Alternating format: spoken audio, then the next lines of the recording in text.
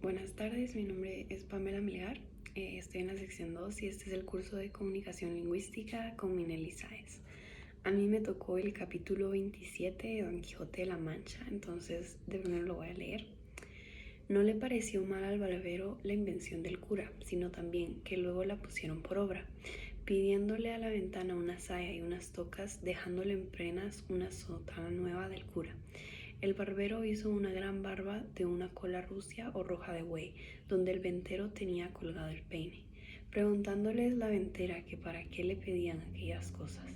El cura le contó en breves razones la locura de Don Quijote, y cómo convenía aquel disfraz para sacarle de la montaña, donde a la sazón estaba.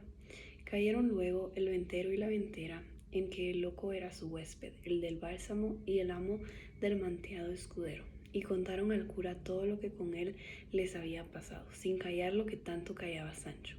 En resolución la ventera visitó al cura de modo que no había más que ver. Púsole una saya de paño, llena de fajas de terciopelo negro de un palmo en ancho, todas acuclilladas, y unos corpiños de terciopelo verde guarnecidos con unos ribetes de raso blanco, que se debieron de hacer ellos y la saya en tiempo del rey Wamba.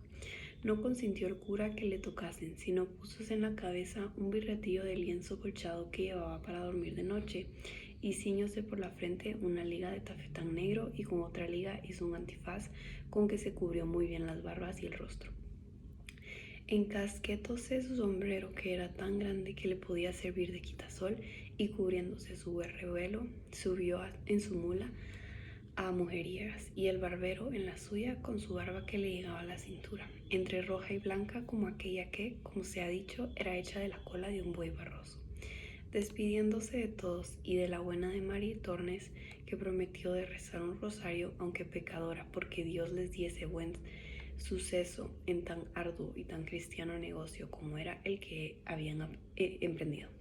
Mas apenas hubo salido de la venta cuando le vino al cura un pensamiento, que hacía mal en haberse puesto de aquella manera, por ser cosa indecente que un sacerdote se pusiese así, aunque le fuese mucho en ello, y diciéndoselo al barbero, le rogó que tocasen trajes, pues era más justo que él fuese la doncella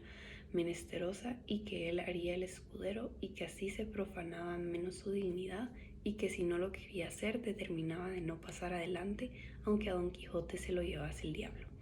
En esto llegó Sancho, y de ver a los dos en aquel traje no pudo tener la risa. En efecto, el barbero vino en todo aquello que el cura quiso, y trocando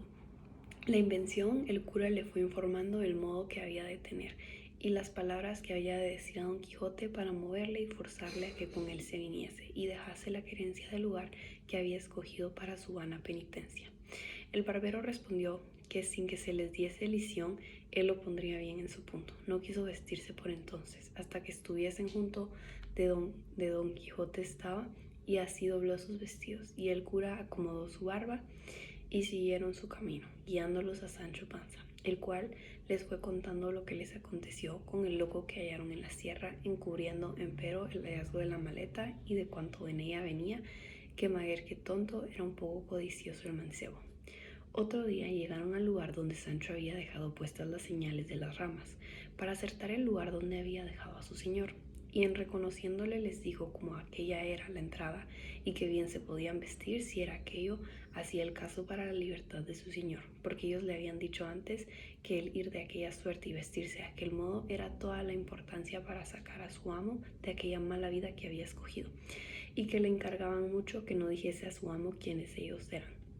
ni que los conocía, y que si le preguntase cómo se lo habían de preguntar. Se dio la carta a Dulcinea, díjese que sí, y que por no saber leer le había respondido de palabra diciéndole que le mandaba so pena de su desgracia, que luego al momento se viniese a ver con ella, que era cosa que le importaba mucho, porque con esto y con lo que ellos pensaban decirle, tenían por cosa cierta reducirle a mejor vida, y hacer con él que luego se pusiese en camino para ir a ser emperador o monarca, que en lo de ser arzobispo no había de qué temer.